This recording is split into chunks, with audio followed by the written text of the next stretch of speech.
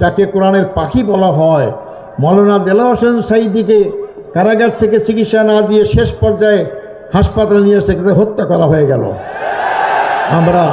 তাই আমি আজকে আপনাদের মাধ্যমে বর্তমান সরকারের কাছে দাবি জানাতে চাই, যারা এই মানবতাবিরোধী অপরাধে জড়িতকে হত্যা করা হয়েছে, হত্যার ষড়যন্ত্র করা হয়েছিল, এই বিচার প্রক্রিয়ার সাথে যারা যেখানে যেভাবেই জড়িত সবাইকে আইনের আওতায় নিয়ে এসে তাদের বিচার করতে হবে এবং যারা এই বিচারের সম্মুখীন হয়ে হত্যার সম্মুখীন হয়েছেন তাদের ক্ষতিপূরণ দান করতে হবে। বাংলাদেশ জামাত ইসলামীর কেন্দ্রীয় এবং স্থানীয় নেতৃবৃন্দ, সমবেত ভাই ও বন্ধুগণ, আসসালামু আলাইকুম রহমতুল্লাহ। অমুসলিম ভাইদের প্রতি থাকলো আমার আন্তরিক মোবারকবাদ। সাংবাদিক বন্ধুগণ, তাদের প্রতি থাকলো আন্তরিক মোবারকবাদ। সংগ্রামী ভাই ও বন্ধুগণ, আমি আপনাদের সাথে মিলিত হতে পারবো এটা কোনো সময় চিন্তায় আসেনি। আমি কারাগারে ফাঁসির কাস্টে ঝোলার জন্য প্রস্তুত ছিলাম। আল্লাহ যে আমাকে ফাঁসির মঞ্চ থেকে জনতার মঞ্চে নিয়ে আসবে এটা আল্লাহ ছাড়া কেউ জানতো না। আজকে আমি ফাঁসির মঞ্চ থেকে লক্ষ জনতার মঞ্চে হাজির হয়েছি। সবই আল্লাহর মেহেরবানি, আল্লাহর রহমত। যে গলায় আমার দড়ি রশ্মি ঝোলানো কথা ছিল সেখানে আমার ফুলের মালা পড়ে, সবই আল্লাহর রহমত।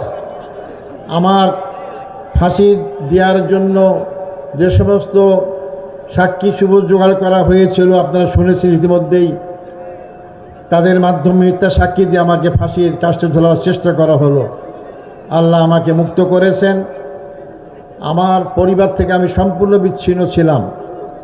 আমার স্ত্রীও আমার কারাগার থাকা অবস্থায় ইন্তেকাল করেছেন। আমার ছেলেকেও আমার সাথে গ্রেপ্তার করেছিল। আমি বলছি, বাবা মুক্ত পাবা, তুমি এই দেশে আর থাকিও না, দেশের বাইরে চলে যাও, নাহলে তোমাকে গুম করবে, হত্যা করবে। আমার পরিবারের লোকরা শোকাহত, তুমি যদি আবার গুম হও তা আরও তারা কষ্ট পাবে। এভাবে আমি পরিবার থেকে সম্পূর্ণ বিচ্ছিন্ন। কিন্তু আপনাদের দোয়া, আল্লাহর রহমতে আমি আবার আপনাদের মাঝে আসতে পেরেছি। এই রংপুর জেলা স্কুল মাঠ, এই স্কুল হচ্ছে আমার প্রাণপ্রিয় স্কুল। এই স্কুলে আমি লেখাপড়া করেছি, এই স্কুল থেকে আমি এসএসসি পাস করেছি। এই মাঠ আমার সব চেনা। আমার রংপুরই কেটেছে আমার কিশোর বয়স, যুবক বয়স, পুরা বয়স এই রংপুর। এই রংপুরেই আমার জন্য, এই রংপুর শহরেই আমি বসবাস করেছি। রংপুরের জনগণ আমার মনে হয় না কেউ বলতে পারবে যে আমি কোনো অপরাধের সাথে জড়িত ছিলাম। আমি কোনো অপরাধের সাথে জড়িত ছিলাম না, কিন্তু আমাকে সে অপরাধী বানানো হয়ে গেল। রংপুরবাসীর সাক্ষী এবং যারা সাক্ষী দিয়েছেন তারাও কিন্তু পরবর্তী সময় বলেছেন যে আমাদেরকে জোর জুলুম করে আমাদেরকে মিথ্যা সাক্ষী দিতে বাধ্য করা হয়েছে। আমার এখন কারোর প্রতি কোনো ক্ষোভ নাই, দুঃখ নাই। আমি চাই আমার অঞ্চল, আমার বাংলাদেশকে আবার মানুষের জন্য বসবাস উপযুক্ত করা, পরিবেশ সৃষ্টি করার জন্য। সংগ্রামী ভাই বন্ধুগণ, আজকে আমার মুক্তির প্রথম সোপান হচ্ছে আবু সাঈদ, যিনি রংপুরের ছাত্র, রোকেয়া বিশ্ববিদ্যালয়ের ছাত্র, যে বুকে তাজা রক্ত ঢেলে দেওয়ার মধ্য দিয়ে যে গণ অভ্যুত্থান শুরু হয়েছিল, যার পরিসমাপ্তি হয়েছিল 5ই আগস্ট 2024 সাল। 2024 সাল 5ই আগস্ট না হলে আপনারা আমার জানাজা পড়তেন বা পড়তে পারতেন কিনা তাও জানি না, কিন্তু আল্লাহ তাআলা সেই 5ই আগস্টের পরিবেশ সৃষ্টি করার কারণে আজকে আমি মুক্ত হয়েছি। তাই আমার মুক্তির জন্যই কিন্তু আবু সাঈদ আমার পক্ষেই কাজ করেছে। তার মৃত্যুই আমাকে মুক্তির পথ দেখিয়ে দিয়েছে। আমি তার হত্যাকারীদের বিচারের সম্মুখীন করা হচ্ছে, কিন্তু তড়িৎ গতিতে বিচার করে তাদের সমুচিত শাস্তি দেওয়ার ব্যবস্থা করা হোক। সংগ্রামী ভাই বন্ধুগণ, আমি এখানে যারা আছে আমাদের নেতৃবৃন্দ, তাদের চেয়ে অনেকের আমার বয়স একটু বেশি। আমি যাদের সাথে কাজ করেছি, আফসোস দুঃখ আজকে তারা কেউ আমার সাথে নেই। তাদেরকে হত্যা করা হয়েছে। আমাদের দলের প্রধান মৌলানা মতিউর রহমান নিজামীকে মিথ্যা মামলায় হত্যা করা হয়েছে। আমাদের পার্টির সেক্রেটারি জেনারেল জনাব আলী হাসান মোহাম্মদ মুজাহিদ, তাকে হত্যা করা হয়েছে। আমাদের পার্টির 2 জন সহকারী সেক্রেটারি জেনারেল জনাব মোহাম্মদ কামারুজ্জামান আব্দুল কাদের মোল্লা, এবং নির্বাহী পরিষদ সদস্য জনাব মীর কাসিম সাহেব আলীকে ফাঁসির কাস্টে জড়িয়ে হত্যা করা হয়েছে। আমি তাদের আত্মার মাগফিরাত কামনা করি। তাদের পরিবারে যারা জীবিত আছেন শোকসহ পরিবারদের আমি সমবেদনা জ্ঞাপন করি এবং এই সমস্ত মামলার মাধ্যমে যাদেরকে হত্যা করা হয়েছে আমি তাদের বিচারের আওতায় আমি দাবি জানাচ্ছি। এই কারাগারেই যারা ফাঁসি হয়েছে কিন্তু কার্যকর করা হয়নি, মামলার রায় হয়েছে, যাবজ্জীবন দেওয়া হয়েছে অথবা মামলা চালাবার অবস্থায় ছিল, তাদেরকেও হত্যা করা হয়েছে কারাগারে বিনা চিকিৎসায়। তার মধ্যে অধ্যাপক গোলাম আজম, আপনার নাম জানেন, আমার মৌলানা আবুল কালাম আজাদ, মৌলানা আবুল কালাম ইউসুফ, তাকে হত্যা করা হয়েছে। মৌলানা আব্দুস সোবহান যিনি পাঁচবার জাতীয় সংসদের সদস্য নির্বাচিত হয়েছিলেন।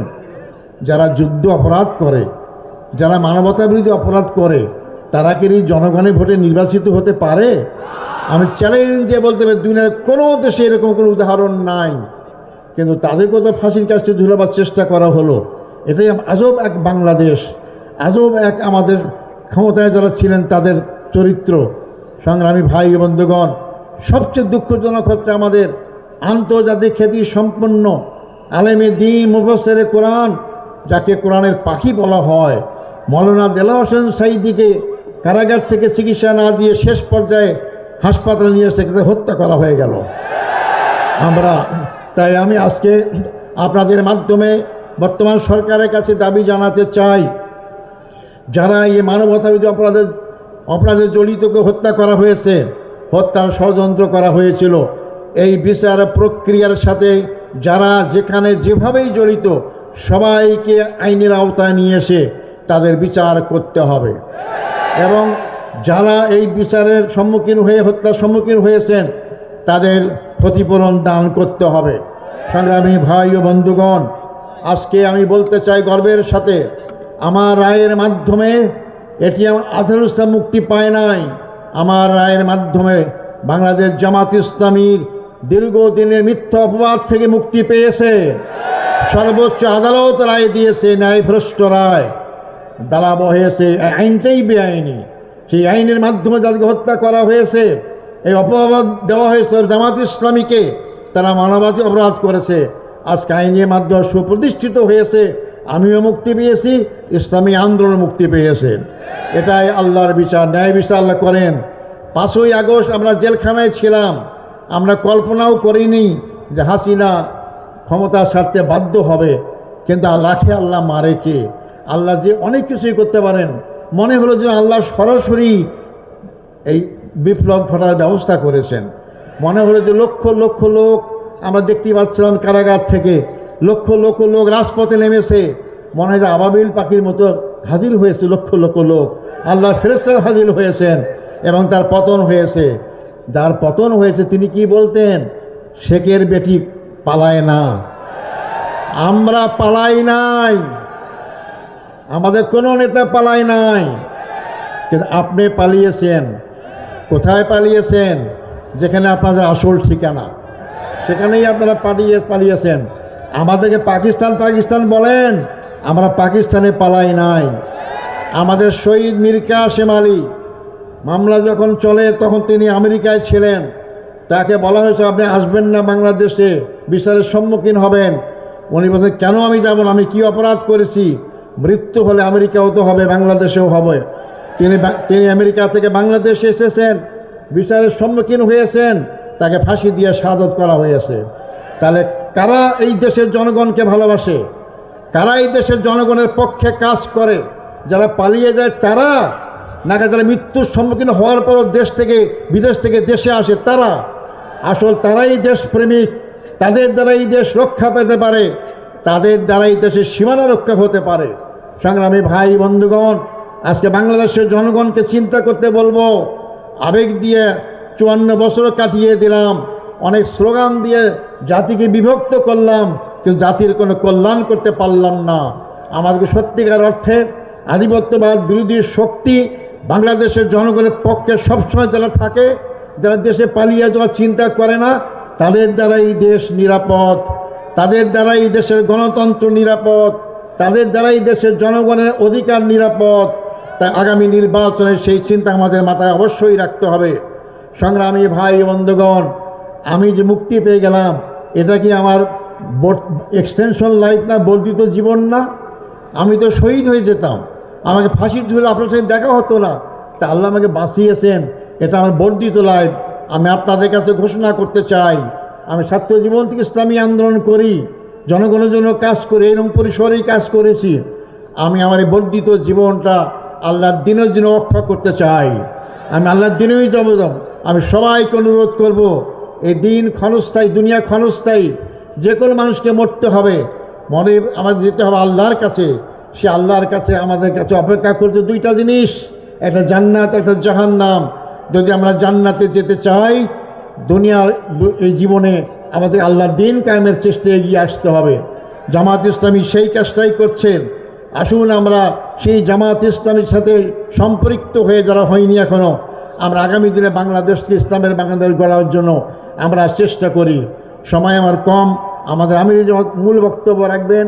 আমি আমার আবেগ নিয়ে আসছি, আবেগ আপ্লুত। আমি এত লোক আমার দেখার সৌভাগ্য এই রংপুর শহরে হয় নাই। এর আগে তো অনেক প্রোগ্রাম করেছি, তখন তো আমরা অল্প লোক পেতাম, আজকে লক্ষ লক্ষ লোক জমায়েত হয়েছে। আসার পথে রাস্তা দিয়ে আসতে পারতাম না, আল্লাহর কি অপার মহিমা। আমি তাই আপনাদের কাছে আমি আমার বক্তব্য শেষ করার আগে আমি আপনাদের আমার অভিব্যক্তি ব্যক্ত করতে চাই। আমি শুনেছি জেলখানায় আমার মুক্তির জন্য আপনারা অনেকে রোজা রেখেছেন, আমার মুক্তির জন্য অনেকে নামাজ পড়েছেন, নফল নামাজ পড়েছেন, এমন অনেকে উমরাও করেছেন, অনেকে আপনার আন্দোলন করেছেন। আমি সবাইকে আমার অন্তঃস্থল থেকে আপনাদেরকে মোবারকবাদ, অভিনন্দন জানাচ্ছি। আপনারা আমার এই অভিনন্দন গ্রহণ করবেন। আপনাদের দোয়ায়, আপনাদের এই যে আগ্রহ, আল্লাহ আমাকে কবুল করেছেন। আপনাদের চোখের ফানে আল্লাহ কবুল করেছেন, আমাকে আল্লাহ কবুল করেছেন। কিন্তু আপনারা আমাকে দোয়া করবেন, আমি বাকি জীবন যেন আপনাদের পক্ষে, দেশের পক্ষে, আমার এলাকার পক্ষে জীবন ভরে কাজ করতে পারি, সে তৌফিক দান করেন। সংগ্রামী ভাই বন্ধুগণ, আবু সাইদ কেন জীবন দিয়েছে? আবু সাইদ কি তার নিজের কোনো সম্পত্তি উদ্ধার করার জন্য জীবন দিয়েছে? তার ব্যক্তিগত স্বার্থে কোনো জীবন দিয়েছে? না, সে দেশের স্বার্থেই জীবন দিয়েছে। সে একজন বৈষম্য মুক্ত একটা বাংলাদেশ চেয়েছিল, কিন্তু বাংলাদেশ মুক্ত হয়েছে। কোথা থেকে মুক্ত হয়েছে? 15.5 বছরে আমাদের ভোটের কোনো অধিকার ছিল না, 15.5 বছরে গণতন্ত্র ছিল না, 15.5 বছরে আমাদের বাক স্বাধীনতা ছিল না, 15.5 বছরে আমাদের সীমানা অরক্ষিত ছিল। এই 15.5 বছরে আমাদের রাজনৈতিক ও সাংস্কৃতিক কোনো স্বাধীনতা ছিল না। আধিপত্যবাদী শক্তির রাজনৈতিক থাবা এবং সাংস্কৃতিক আগ্রাসন আমাদের মূল ইমানি শক্তিকে দুর্বল করে দিয়েছে, আমাদের যুব শক্তির চরিত্রকে ধ্বংস করা হয়েছে। আজকে সেখান থেকে আমাদের দেশকে আবার নতুন করে গড়তে হবে। এই নতুন বাংলাদেশ গড়ার ক্ষেত্রে দলীয় স্বার্থের ঊর্ধ্বে ওঠে সকল ভেদাভেদ ভুলে গিয়ে জাতীয় ঐক্য গড়ে আবু সাঈদের স্বপ্নকে বাস্তবায়ন করতে হবে। আবু সাঈদের স্বপ্ন ছিল একটা আধিপত্যবাদ মুক্ত বাংলাদেশ, আবু সাঈদের স্বপ্ন ছিল বৈষম্যহীন বাংলাদেশ, আবু সাঈদের স্বপ্ন ছিল যার ভোট নিজের পছন্দের এই বাক্সে ভোট দিতে পারবে এইরকম একটি বাংলাদেশ। আবু সাঈদের স্বপ্ন ছিল গণতন্ত্র বাংলাদেশ প্রতিষ্ঠা হোক, সেই বাংলাদেশ। আর এই বৈষম্য বাংলাদেশ গড়তে হলেই, আপনার আগের বক্তা শুনেছেন, এই বাংলাদেশের 54 বছরে অনেক আইন, অনেক কিছু পরীক্ষা হয়েছে, কোনো আইন দিয়ে বাংলাদেশের জনগণের মুক্তি নিশ্চিত হয় নাই। তাই নতুন বাংলাদেশ গড়তে হলে নতুনভাবে এগিয়ে যেতে হবে। আর তা হচ্ছে আল্লাহর আইন এবং সৎ লোকের শাসন। আল্লাহর আইন, সৎ লোকের শাসনের মাধ্যমেই বাংলাদেশ সার্বিকভাবে মুক্তি পাইতে পারে। আসুন আমরা সেই আগামী দিন আল্লাহর আইন, সৎ লোকের শাসনের আন্দোলনের সবাইকে আমরা এগিয়ে আসার আহ্বান জানাই এবং সেই বাংলাদেশ গড়ার জন্য আমরা সবাই সামনে দিকে এগিয়ে যাই। সংগ্রামী ভাই বন্ধুগণ, আপনারা কষ্ট করে এই মহাসমুদ্রে উপস্থিত হয়েছেন, এই জন্য আমি আমার পক্ষ থেকে অন্তঃস্থল থেকে আপনাদেরকে মোবারকবাদ জানাই। আমি আবারও আপনাদের কাছে দোয়া চাই, আল্লাহ যেন আমাকে সুস্থ রাখেন, ভালো রাখেন, এবং যাতে করে আল্লাহ দিনের পথে বাকি জীবনটা আমি ব্যয় করতে পারি, সেই দোয়া কামনা করে এবং আবারও আপনাদের সামনে হাজির হওয়ার আশা ব্যক্ত করে আমার বক্তব্য এখানে শেষ করছি। আসসালামু আলাইকুম রহমতুল্লাহি ওয়া বারাকাতুহু।